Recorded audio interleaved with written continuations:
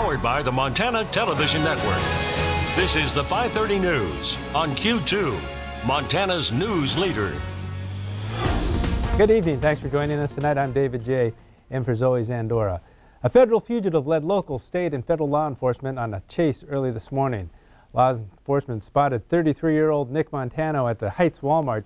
Yellowstone County deputies and Montana Highway Patrol troopers chased Montano, who drove the wrong way on Main Street heading south in the northbound lanes. The vehicle pursuit ended when Montano, driving a stolen Cadillac Escalade, crashed in the 2300 block of 7th Avenue North. He fled on foot, at one time breaking into a home in the area and being removed by the resident. Due to the outstanding federal warrant, the U.S. Marshal Service and the ATF led in the capture of Montano at a home in the 700 block of North 25th Street. Lieutenant Mark Cady with the Billings Police says around 14 Billings Police personnel with Yellowstone County deputies, Montana Highway Patrol were on scene with that. Montano was known to have weapons and body armor and is not known at this time if he was found with the weapon or the armor. Nicholas John Montano is booked at the Yellowstone County Detention Facility on federal charges. In western Montana, the Howe Ridge fire burning on the west side of Glacier National Park exploded on Saturday, growing from 4,100 acres to an estimated 7,800 acres, nearly doubling in size overnight. The recent fire activity, combined with predicted weather, has prompted park officials to issue an additional evacuations and a new evacuation warning. The Fish Creek campground is closed from Camas Road Junction. Lake McDonald Lodge is closed for the 2018 season. And evacuations also in Sprague Creek and Avalanche Campground are in effect. Evacuation warning has been issued. Crews are working around structures in the Fish Creek campground area and along the inside North Fork Road to reduce fuels and to set up sprinkler systems. Meanwhile, structure protection efforts continue along the north end of Lake McDonald using sprinkler systems around the remaining structures on North Lake McDonald Road. Glacier National Park and most of western Montana are now under Stage 2 fire restrictions. No campfires will be permitted in Glacier's front country or back country. And Democratic Governor Steve Bullock of Montana made an appearance on CNN's State of the Union show this morning. Bullock spoke of many topics, and on Sunday he told CNN's Jake Tapper he supports a ban on assault weapons.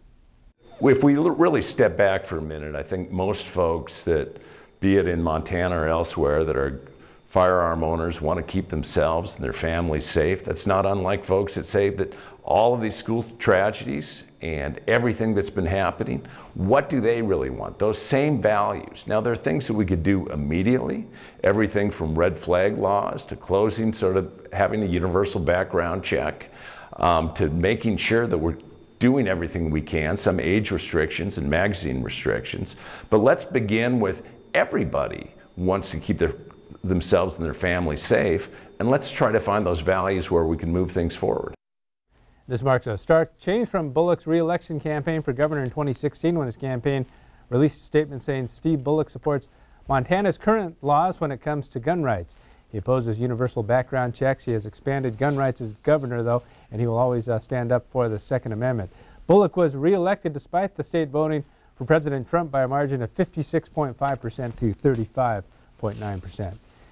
And the Crow Tribe is celebrating 100 years of the Crow Fair this year. Crow Tribal members gathered at Crow Agency to reminisce and share their culture with the world. Today, a parade full of people on horseback marched through the roads on the teepee capital of the world. Most parade participants were dressed in traditional Native American clothing. The parade was divided into sections based on the different types of clothing on display. After the parade was finished, judges picked the best outfit from each category. Crow Fair draws tourists from all across America to enjoy the Crow people's rich history and culture. Montana Fair ended yesterday, and while the numbers show another good year, Metro Park Management looks at other indicators of the fair's success. The mighty Thomas Carnival took down its rides today. Metro Park General Manager Bill Dutcher says the carnival and food vendors had record days on Monday and Tuesday. Dutcher says the fair was open every hour of its 9-day run with no closures for weather. And as of Friday, about 200,000 had come to the fair. And Dutcher says there were very few complaints and the fair ran fairly smoothly.